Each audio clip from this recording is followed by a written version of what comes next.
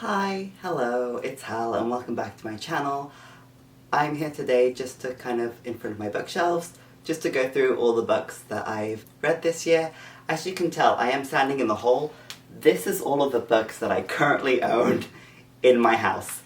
You know, I am not really someone who collects books and wants to have a huge collection of books.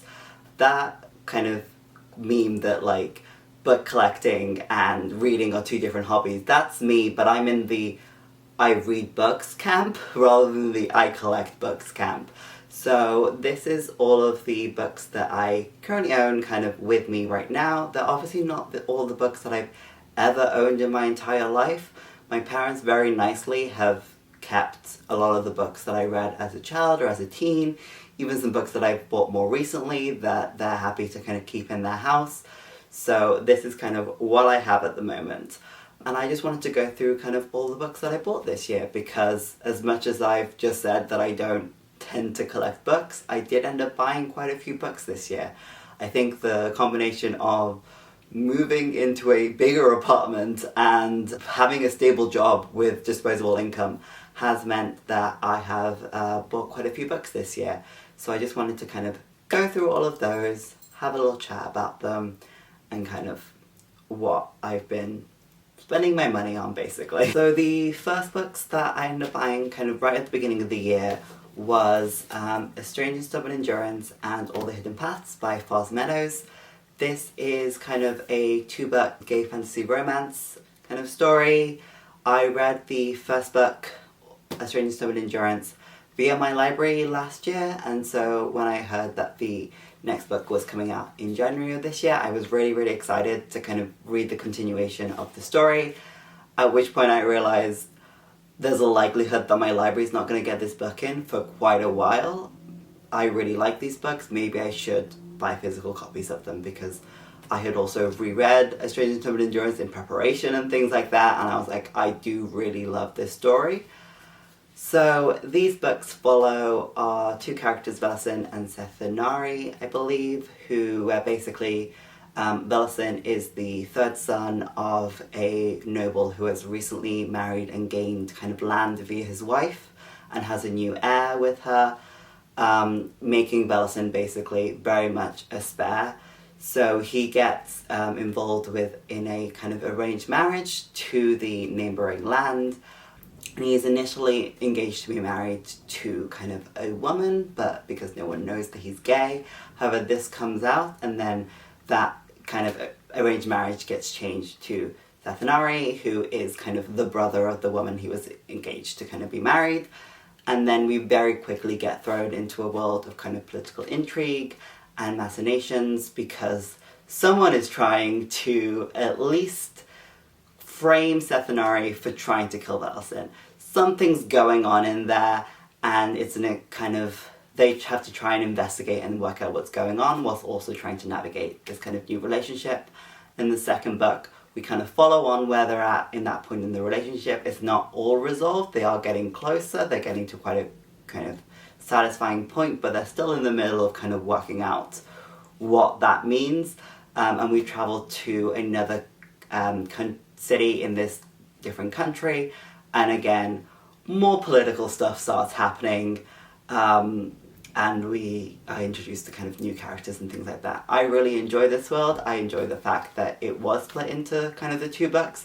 It really let the romance have a chance to really grow and shine, and all of the world building and everything was absolutely incredible in this. I really enjoyed this series. There are warnings in both of these to consider, and these are definitely adult, and there are sex scenes in these as well, which is, I don't think, the case for anything else that I really read. The next book that I ended up buying this year was The Poppy War by R.F. Kuang. This is gonna sound wild because I do have the other books by R.F. Kuang that I already had and did not buy this year, but basically when I first read this book, I had it as a paperback copy, which I no longer now have, because I did lend it to a friend and never got it back thing. But because I ended up buying the second and the third book as hardbacks as they were coming out, I was always really missing a hardback of The Poppy War. and I could never find a copy that, for me, was at a reasonable price, or kind of didn't have really expensive shipping kind of thing. So I eventually did find a website where I was able to get a copy of this book at a reasonable price for me, so I immediately bought it so I can complete my series. In the Poppy War, we follow our main character Rin, who is a war orphan who basically aces the Keiju test and gets placed into a military academy, and we kind of follow her story of trying to fit in there, trying to find something that she's good at, and kind of where the kind of political instability of the country kind of leads and everything like that. This is quite, especially with the rest of the series, it does get into some quite dark places, but I think it's, you know, it's great, it slaps. I love our Kuang. I'm going to be talking about some other books as well. The next books that I bought were the rest of the Italian copies of the Mirror Visitor series. After reading the series for the first time, I had asked for the Italian kind of paperback for the first book in the series so that I could have them in Italian to reread them, basically, and then never got around to kind of asking for the rest of them for Christmas.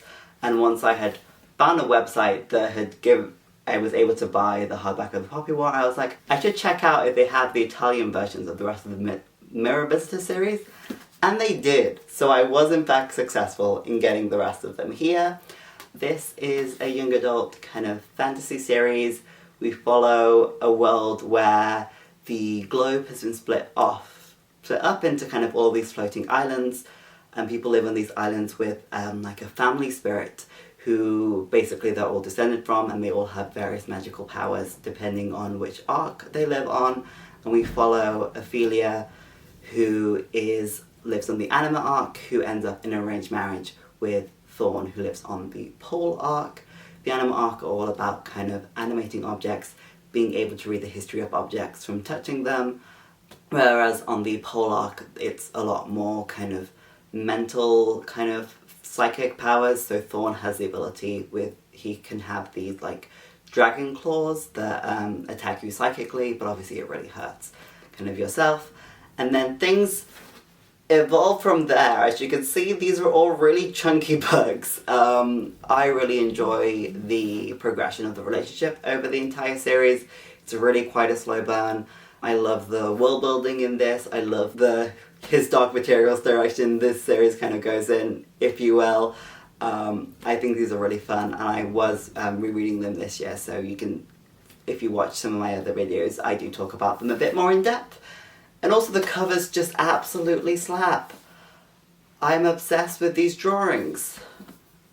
Hello? After that, the next book that I ended up buying was the 6th volume of the Adventure Zone graphic novel. As you can see, I have the rest of them as well. So I wasn't going to not buy this one. This is a graphic novel adaptation of the Adventure Zone Balance podcast.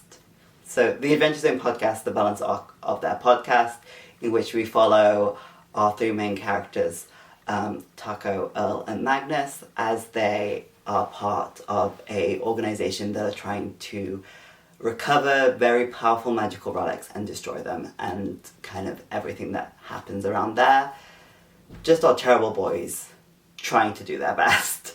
So I got this as well. I think the next books that I'm going to talk about are my really fancy editions of the Foxhole Court series, or the Author Game series, these are like the one, like, you know, redesigned covers and things that I own. I really love this series. I read it all the way back kind of in 2016 for the first time. I've reread them more recently, and I still think that they're great. And so when Nora Sakavic announced that she was releasing a new book this year, I was obviously really excited for that. And then when Rainbow Crate announced that they were doing a kind of special edition of all the books, I signed up for it kind of immediately. And then they finally arrived kind of in the autumn time this year. So just to kind of show you, so this is the Foxhole Court, which is the first book in the series. They all have kind of redesigned covers, dust jackets, and then also kind of printed hardbacks, and then the kind of inside dust cover is the full version of the original cover. Obviously the sprayed edges, and then the kind of end papers are all custom as well. So it's kind of the same thing with the Raven King.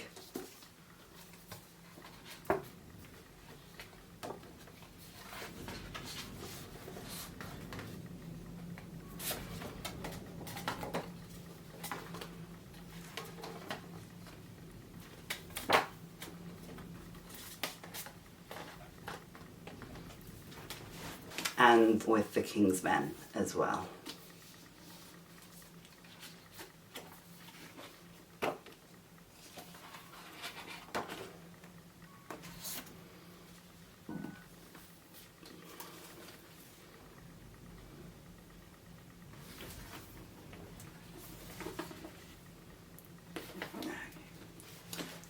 So with these are, I guess, I would describe them as like a gay sports mafia romance, I guess.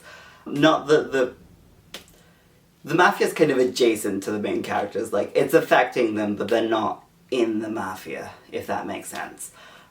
But obviously, you know, that sets the tone for what you're expecting out of these books, I would say. Following the sports of Echi, which is a kind of a made-up mix of like lacrosse and hockey. I don't know, they explain in the books, I can't describe it better than that. Following our main character, Neil Johnson, who is definitely not got things that he's hiding and not running from the law, absolutely not. But again, I really like these books, I think they're really fun. There is another, you know, really long slow burn romance going on in these. And yeah, I love these books. I'm obsessed with these copies that I now have of them. I previously did not really have physical copies of the entire series because they're all like indie published on, you know, ebooks for like £2. So this was really like a significant chunk of money that came out of my bank account, but I absolutely love them, so it was worth it. And then we get to all of the Natasha Pulley books that I've bought. So, this is the first Natasha Pulley book that I bought. I actually borrowed, I read it as a borrowed copy from the library, and then I really, really enjoyed it, and it kickstarted me reading everything Natasha Pulley has ever written. So I was like, I should get a physical edition. So, this is that. I did end up getting a signed copy of it as well. But this follows our main character, January Sterling, who is the kind of lead ballet dancer at the London Opera Theatre, kind of in the future, in a kind of climate crisis future, where London is kind of partially underwater, and basically at the beginning of this book, London fully sinks. January does not have anywhere to go, and basically his options are try to kind of flee the UK and immigrate somewhere else as a climate refugee, or leave Earth entirely and go to the human colony on Mars called Tharsis. And he decides to go to Mars. So on Mars there are two populations of people. There are the people who kind of originally went to Mars and have gone through a naturalization process, making them much taller and kind of physically weaker than the people on Earth, to adapt to the lower gravity, and there's people from Earth who have gone through a naturalization surgery to kind of be basically the same, and there's people who haven't done that, who are called kind of the Earthstrong, who have to wear a resistance suit so that they feel like they are being affected by Earth gravity, to prevent them from causing harm to the naturalized population of Mars. January doesn't want to go through the naturalization process because this surgery leaves, you know, some people quite disabled and almost everyone with some form of chronic pain. And he's a dancer. He doesn't want to do that to himself. And basically what happens in this book is that he ends up in a political arranged marriage with Aubrey Gale, who is a politician who is running on a all Earthstrong have to naturalize platform. And they have to have this like made-for-reality TV marriage, and like other shit starts happening. They're in a situation.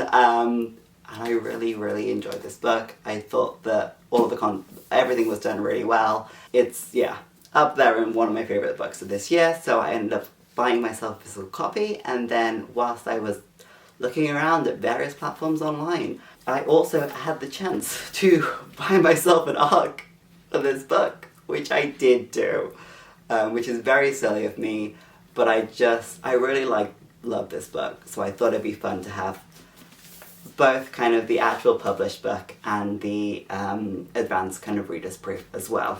The other Natasha Pulley books that I ended up buying were the Watchmaker, Filigree, the Bedlam stacks, and the Lost Future of Pepperharrow. The main reason that I bought these books is that I'm absolutely obsessed with the printed hardcover fact that they're in, and the fact that these two, this one has a little cutout of the pocket watch, and the Bedlam stacks does the same thing, but it's with a little lamp. The Lost Future Pepperharrow unfortunately does not do that, but I do think it's a really pretty cover, and again, this one is also signed. So I think these books, I definitely say my favourite was definitely kind of The Lost Future of Pepperharrow. I did read this book and give it 5 stars, whereas I gave The Watchmaker Filigree 4 stars, and I've also, you will find this out, recently read the Bedlam stacks, and I have given that 4 stars as well. But I just thought they all look so nice together, and I think they're just such pretty designs that I didn't end up buying them, even though, there's other Natasha Pulley books that I've really enjoyed that I've not bought the physical edition of, but I just really wanted these in my library, so maybe I was lying at the beginning when I said I'm not a book collector, because apparently I can be swayed. Just as well, I did end up getting a copy of the kind of classic Locked Room mysteries. This is not a book that I bought myself, but it was in fact a gift from a lovely friend, kind of in a care package after I had surgery. These are just a collection of classic Locked Room mysteries, often written and set in the Edwardian and Victorian times. It was a great time. Cute little book. And then my actual latest book purchase was a copy of The Hunchback of Notre-Dame, because I have just gotten back from a little trip to Paris, and whilst I was there, me and my friend ended up going to Shakespeare & Company, and I was like, well, I've got to get a book. And I wasn't sure what I was gonna get for a really long time, I'm gonna be honest, because at the moment, I've kind of got everything that I would want. There's one, I think, other book that I'm considering getting a physical copy of, but we were in Paris, we had gone and seen the Notre-Dame. We were also in Paris to go and see Les Mis. I love Les Mis, it's a book that I've read and a show that I've gone to see various times. I was like, I should check out The Hunchback of Notre-Dame. So this is the Shakespeare & Company kind of special edition. It has the stamp in it and everything. So this is kind of what I'm currently reading, and my newest kind of addition to the shelves. It's not currently on these because it's on my bedside table to get me to read it. Completely forgot, it slipped my mind. In the middle of me buying all of my Natasha Pulley books, something that I was doing from various sites, including Vinted, it meant that I was also looking at copies of Babel. Because this is a book that I initially, again, read from my library. I really, really enjoyed it. But I was a bit like, do I want to have a copy? Do I not want to have the copy? At that point in time, it would have been a bit of a stretch to buy myself a copy. So I never did, but I've seen some people who I watch read this recently, and it really got me kind of interested and kind of back into the story, and it's something that I do want to kind of reread at some point. So I was obviously looking at that, and I've ended up picking up a copy of the kind of Waterstones exclusive edition, the one with the black sprayed edges, which is again signed as well, just because that was kind of, I love the normal cover, and I wasn't going to fork out £60 or whatever to get one of the special editions of it. Hello. That's everything. All of my copies of the Foxhole Court, by the way, are also all signed.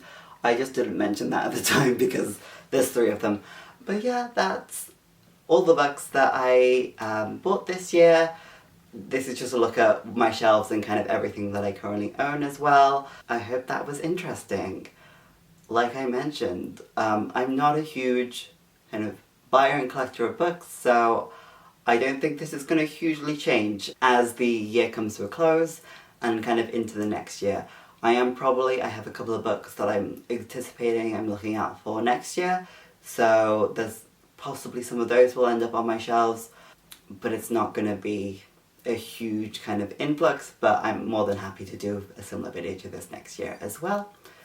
But that's everything. Hope you've enjoyed having a little insight into what lives on my shelves, and I hope that you've been reading some nice books recently.